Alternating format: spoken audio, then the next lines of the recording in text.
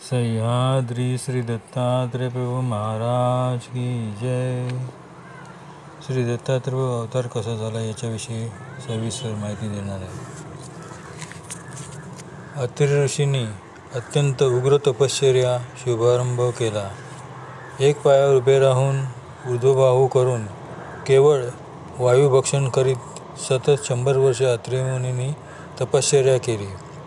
तपकाळात अत्रीच्या नेत्रातून सोम व शिवांशापासून दुर्वास झाला, पण अत्रींचे समाधान होईना. शेवटी ज्योतिर्मय परमपिता परमात्मा त्यांना प्रसन्न झाला. त्या आनंदघन परमात्म्याने आपला आत्माच अत्रि ऋषीला दान दिला. अनुसूयेच्या उदरी निराकार परब्रह्म परमेश्वर आनंदकंद परमात्म्याने जीवोद्धरणासाठी चिरायू अवतार धारण केला.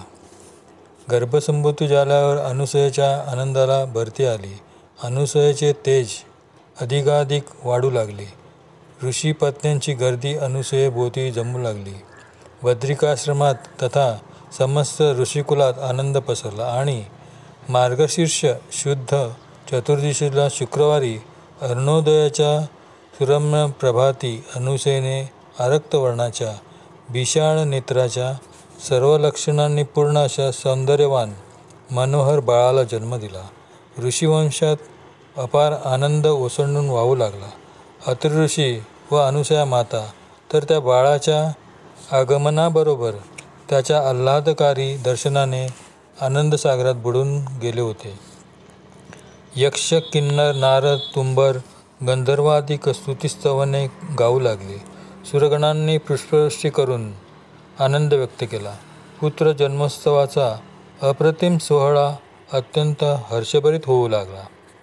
बाळाचे नाव ठेवण्यासाठी भृगु ऋषीने चिंतन केले. तपश्चर्येच्या प्रसंगी घडलेल्या घटनांचा विचार झाला. अत्रि मुनींनी आपले अनुभव कथन केले. अत्यंत उंच स्थानाहून ज्योतिर्मय शक्तीने माझ्या करांगोळीत दिव्य प्रकाशमय लाल रत्नासारखे अर्भक ठेवले.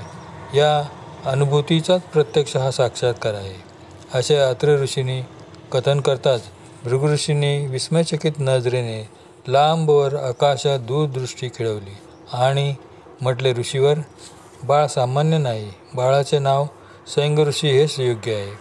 सैंग म्हणजे उंच, उत्तुंग, त्या परमोच्च जीवपरात्पर परमात्म्याचाच हा कृपाप्रसाद आहे. म्हणून सैंग ऋषी, आणि हो, त्या परमात्म्याने तुम्हाला करांगोळीत आपला आत्माच दान दिला म्हणताना तर त्याचे दुसरे नाव दत्त ठेवा.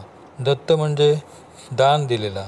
हा परमात्म्याचाच अवतार दत्त अधिक अत्रेय म्हणजे दत्तात्रेय हे त्याचे नाव सकळ जगतात सृष्टीच्या अंतापर्यंत रूढ राहील, असे नामकरण झाले. पुत्र जन्मोत्सवाचा सोहळा सैंग ऋषीच्या जन्मापासून तो बारशापर्यंत अत्यंत उत्साहात भक्तिभावपूर्वक सुरू होता. पृथ्वीवरील सर्व ऋषीमुनी बद्रिकाश्रमात आले होते. त्यामुळे बद्रिकाश्रमाला पुण्यपावन महाक्षेत्राचे स्वरूप प्राप्त झाले होते.